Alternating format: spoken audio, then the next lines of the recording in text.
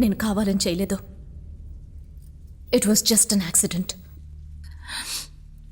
20 ఏళ్ళు నాతో కలిసుండి సడన్గా చనిపోతే ఎంత బాధగా ఉంటుందో తెలుసా రవి? చెప్పినా నీకు అర్థం కాదు. నా కన్న తల్లి అర్థం చేసుకోలేదు, నీకెలా అర్థమవుతుంది? ఆ రోజు నన్ను దగ్గరికి తీసుకుని ఓదార్చే మనిషి ఒక్కరు కూడా నా వెంట లేరు రవి. ఆ టైంలోనే చారుకు నువ్వు రాసిన లెటర్ నాకు అందింది. నేను ఇంకా బతికుండడానికి ఆ లెటర్ ఒక్కటే కారణం. ఆ సంతోషం శాశ్వతం అవ్వడానికి ఆ క్షణం నుండి నేను చారుగా మారాను.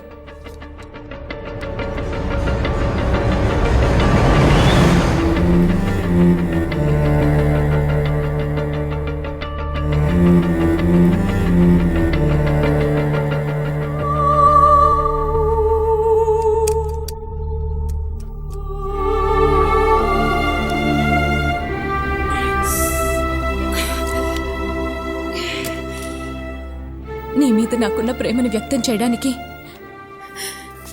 2 ఏళ్ల పాటు చారుగా నీకు లెటర్స్ రాశాను.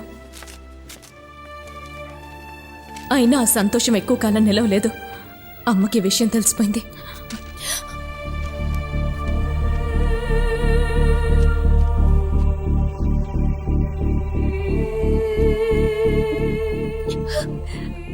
ఆ తర్వాత నేను ఇక అమ్మతో ఉండలేక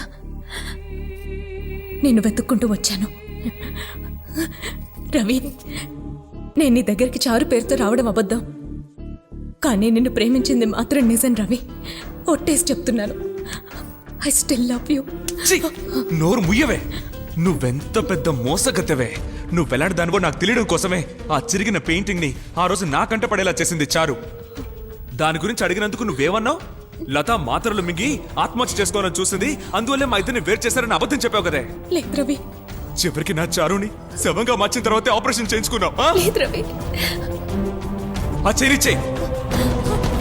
నువ్వు లతావి, ఈ చెయ్యి చారుది. ఇవ్వు.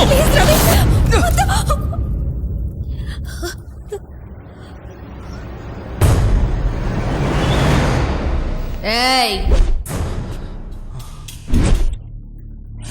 అవును, నేను లతనే.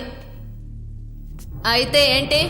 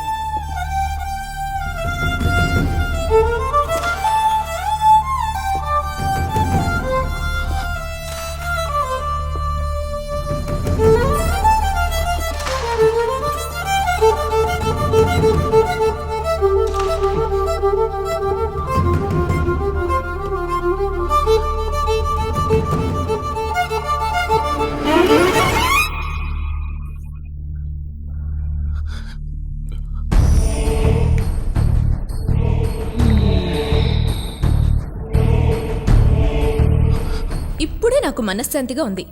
ఇంకొకరి పేరుతో వాళ్ళలా నటిస్తూ బతకడం ఎంత కష్టమో తెలుసా? 2 ఏళ్ళు నరక యాతన అనుభవించాను, కానీ అన్నిటినీ భరించి నేను బతికింది నీకోసమే కదా. చివరికి నువ్వే వద్దంటున్నావు.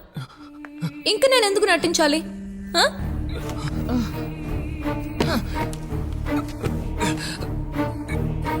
అయ్యయ్యో, బాగా నొప్పిగా ఉందా? I'm so sorry. ఇప్పటికీ ఏం మించిపోలేదు. మనం కొత్త జీవితాన్ని మొదలెడదాం. జరిగిందంతా మర్చిపోయి కలిసి బతుకుదామని ఒక్కసారి చెప్పు.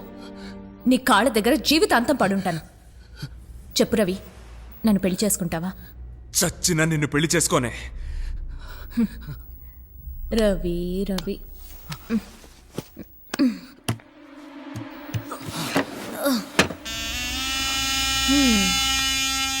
చచ్చినా పర్లేదు, పెళ్లి చేసుకో. ఆ? నువ్వు నన్ను ద్వేషించినా నేను నిన్ను ద్వేషించలేను. నువ్వంటే నాకు పిచ్చి ప్రేమ. రవి, లెటర్స్ రాసుకున్నది మనం, ఫీలింగ్స్ షేర్ చేసుకున్నది మనం, లవ్ చేసుకున్నది మనం, మరి కలిసి జీవితం పంచుకోవాల్సింది కూడా మనమే కదా. నిన్ను రెండు కళ్ళల్లో ఒకటి పోయిందని ఇంకో కన్నుని పొడుచుకుంటామా? లేదు కదా.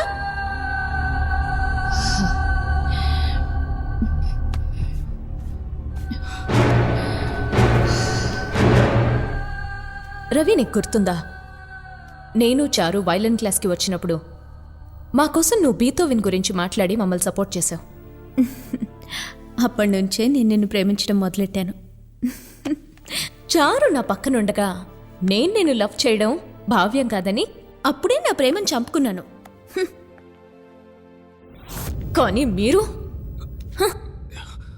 పక్కనే ఉన్న నన్ను ఏమాత్రం లక్ష్య పెట్టకుండా మీ ఇష్టం వచ్చినట్టు చేశారు.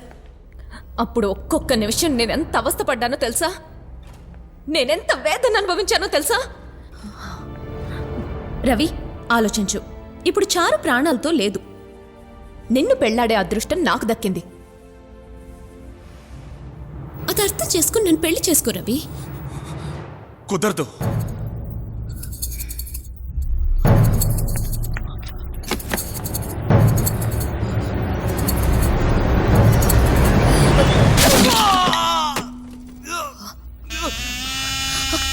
రవి, అయ్యో, నేను ఇలా మారడానికి నువ్వే కారణం. నాకెంత బాధగా ఉందో తెలుసా. నాకు చారుకి మధ్య ఉన్న తేడా ఏంటో చెప్పు. రోజీ చచ్చిపోతే అలాంటి కుక్కనే ఇంకో దాన్ని తీసుకొచ్చి దీన్ని నీ రోజీ అనుకోమని చెప్పావుగా. మరి నువ్వు చనిపోయిన తన్నే తలుచుకుంటూ నన్నెందుకు వద్దంటున్నావు? నీకు కుక్క మీదున్న జాలి కూడా నా మీద లేదా రవి? కుక్కతో నిన్ను పోల్చుకోకు. నువ్వు నమ్మక ద్రోహివి. శబాష్ శబాష్. నువ్వు చేస్తే న్యాయం, అదే నేను చేస్తే ద్రోహమా?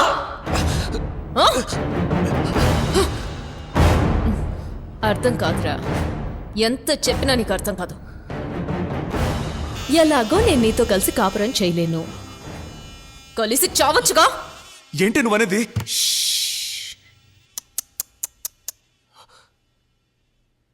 జీవించడానికి మాత్రమే నీ పర్మిషన్ కావాలి, చావడానికి అక్కర్లేదు. ఇది నా డెసిషన్.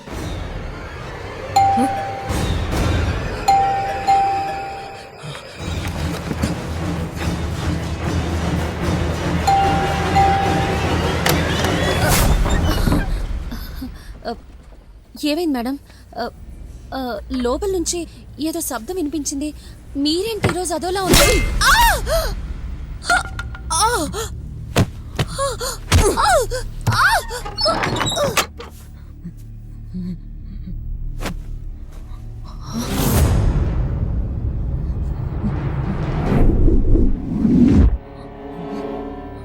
రవి,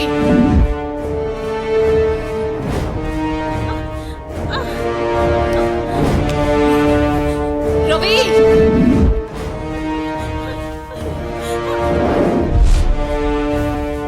రవి, నువ్వు తప్పించుకోలేవు. తలుపులన్నీ లాక్ చేశాను. రవి, ఎక్కడున్నావు?